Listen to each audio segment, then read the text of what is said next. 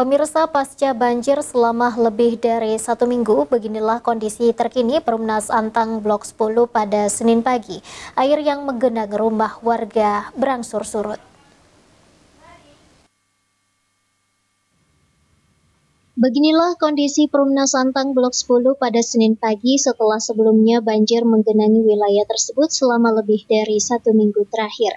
Berdasarkan pantauan tim liputan Slebes TV di lokasi, air yang sempat meninggi hingga seleher orang dewasa perlahan mulai surut.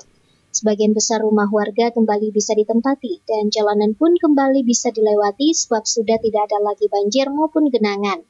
Para warga yang sempat mengungsi pun terlihat sudah mulai meninggalkan tempat pengungsian dan kembali ke rumah masing-masing. Akan tetapi di sejumlah titik di Perumnas Antang Blok 10 tersebut, terdapat rumah dan jalanan yang masih tergenang air sehingga belum bisa ditempati kembali dan penghuni masih memilih untuk mengungsi. Fitri Herunisa, Slebes TV.